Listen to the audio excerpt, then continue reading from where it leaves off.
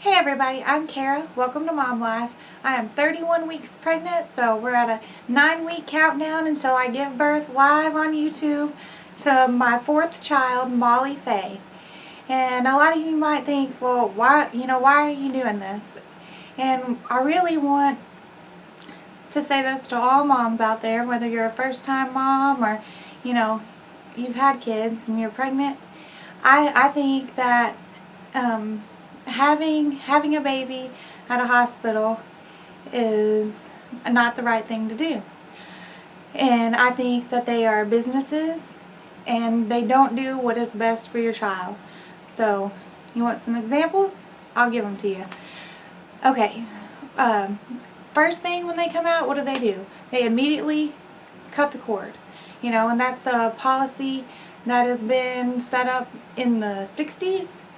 And doctors know that delayed cord clamping is what's best, but still, they immediately cut the cord and there goes a third of your baby's blood volume. They don't get all their blood. So initially they're just set up, so they're just starting off with, less blood. And then what do? They take your baby from you and, they put the gel stuff in their eyes, and they give them a bath. But really, a baby that's been in you for 9 months is supposed to come out and be on your skin, on your skin. And I think that it's supposed to be like that, the first month or two of their life. So skin to skin regulates the baby's body systems. That is where your baby needs to be. They give your baby a bath, and your baby is not dirty. It's got the good microorganisms that it needs to have a healthy immune system, to colonize its gut. Everybody knows that all health starts in the gut. All diseases, all everything. The gut is the brain of the body. And if you're giving your baby a bath and washing away its good microorganisms, its defenses, it's, again, off to a really bad start.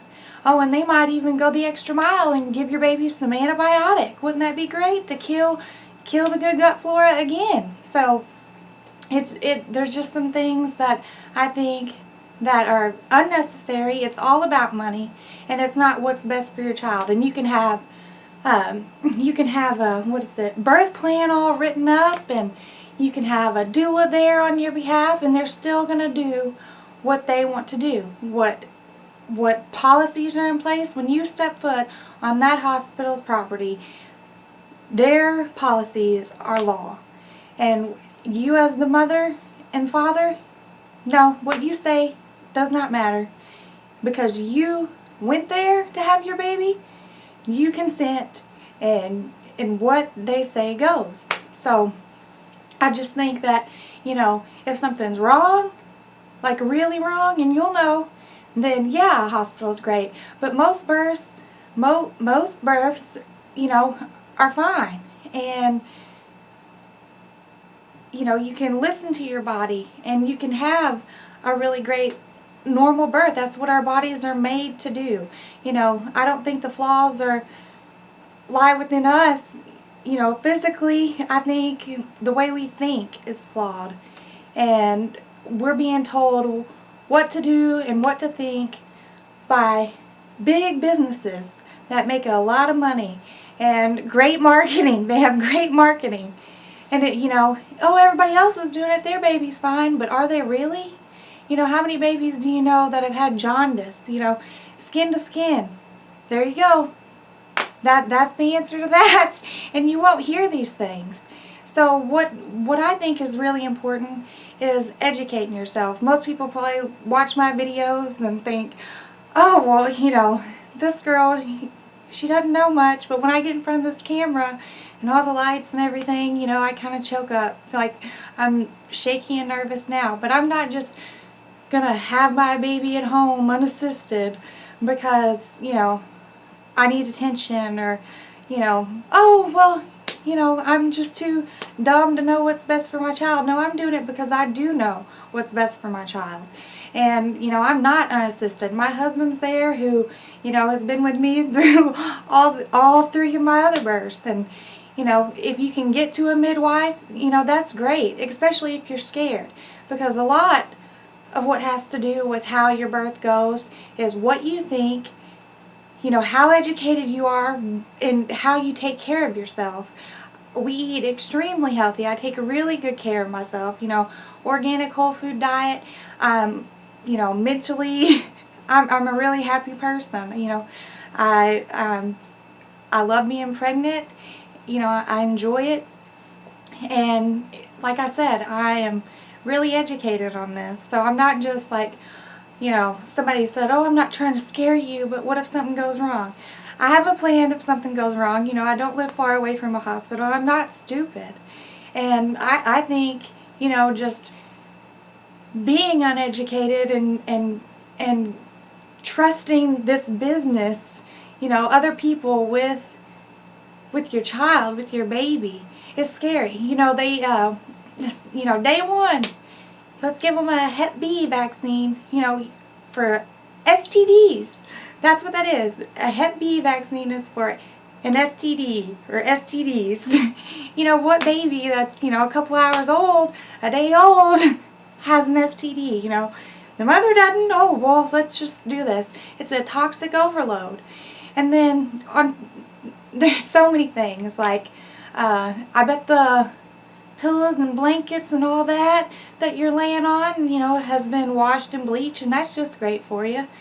Or let's see, the food they serve you, oh, it's so nourishing at the hospital, you know. I'm sure, I'm sure it's not organic. I know it's not. So, you know, you're getting GMO food, you're getting hormones and antibiotics again, and glyphosates, you know. It's just, it's ridiculous to think that we don't say, hey, you know, this is what's best. Why are we not getting what's best, especially when they're getting all the money that they're getting? And it just really, really bothers me. Really bothers me. But I'm not saying everybody should, oh, go have an unassisted birth. No. Midwives are great. They really are. You know, the birth center that's closest to me is like 2.5 hours away in St. Louis, and that's where I went with my last 2 births. And, you know, it was really great. But I think that there's more risk in, you know, driving through St. Louis traffic. Like, with my second child, we were rear-ended while I was in labor. And, you know, that's scary because, you know, that's a huge risk. So, but, I just feel like every woman, you know, pregnant or wants to be pregnant, needs to get educated, you know, on delayed cord clamping, skin to skin. And if there's somebody out there that has had a hospital birth where they demanded skin to skin and demanded, you know, that they don't give them a bath and demanded delayed cord clamping and that worked out for you, I want to know. I really want to know, so tell me down below. Because, you know, most people haven't even heard of it. They discourage you from breastfeeding. You know, they want to get that formula in them, and that's not the best thing. They should be pushing breastfeeding. You know, they shouldn't be pushing Pampers diapers every time somebody goes to the hospital. And when I had my baby in the hospital, they want to put Pampers diapers on your baby. Pamper diapers on your baby. And, you know, they're just soaked full of chemicals. So, yeah, let's put that on our baby. It's just, it seems like everything is so wrong. They had my daughter on a feeding schedule. I couldn't just, you know, have her on me and feed her on demand and, you know, be with my baby and my baby be with me. And that's all you should be worried about right after you have a baby, you know, for 6 weeks while you're off work or whatever you can do. You should be, you know, just laid up with your baby, breastfeeding them, holding them on your skin, you know, not all dolled up in clothes, just, you know, your shirt off, their clothes off, and on you, because that's where they need to be, and you probably won't hear that from anybody else. Especially at a hospital is what I'm saying. They don't tell you that there, because it's not about what is best for you and your baby. it's all about money. And then, you know, I get to feel like I'm the weird one. But you know, one day I hope that this is something that everybody knows. And, you know, if I tell somebody and somebody gets to see me have a good birth, a perfect birth, and maybe it'll change something for somebody else, which could change something for somebody else. And, you know, ultimately we'd be doing better for our babies, and they would have, you know, a better start, because the way that the birth that you have, the way that you're brought into this world, even, you know, how your pregnancy has been, affects your child throughout their whole entire life. And I really believe that. But anyways, enough of me ranting. Oh, alright, so 31 weeks. This is the end of my 31 weeks. I like to do my updates at the end so I can give you, you know, a truthful, you know, view of how my 31 weeks were.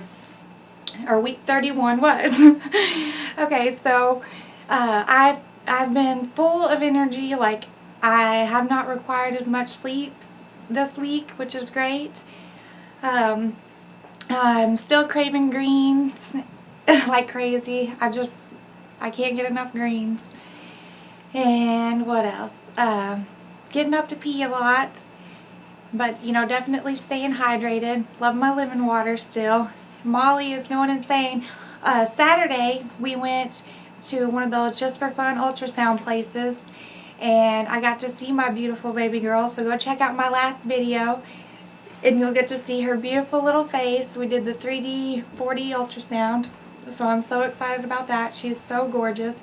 She's a little petite thing, so yep, I cannot wait. I can't wait to have her in my arms. Well, then I'm going to miss being pregnant, but I can't wait to have her and get to spend that time, you know, let my husband spoil me and take care of the kids and let me just lay up with my baby. Like, that's where I'm supposed to be, and that's what my daughter's going to see. And, you know, it's the right thing to do. So, I'm going to go ahead and hush and let you see my baby bump.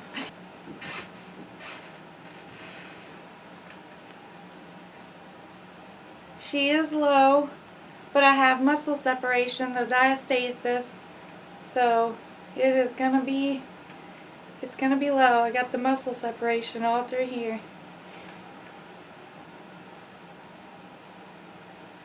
There she is. I have to get up on a stool to be able to show you all this because I'm so short. She's getting big. Thanks for watching. Thanks for listening to me rant. I really want to make a difference. That's why I'm doing this. I want things to be better for people and better for babies. And I know that I wish I had somebody to tell me, you know, these things whenever I was first pregnant, and it would have made a huge difference. So if you're pregnant and planning a hospital birth, why don't you look around and see if you can get a midwife? You know, you might be able to. We were on Medicaid with my second child, and we found a birth center that actually took Medicaid. So anything's possible. You can start saving now if you want to be pregnant so you can get a midwife. Or maybe just really educate yourself, and maybe you could have an unassisted birth, which I like to say independent birth. I'm not unassisted. My husband's there. My kids are going to be there, and you know, I really trust my body and my baby, and I hope you join me around March 14th to see me give birth to my 4th child, Molly Faye. It's going to be amazing. Have a good one.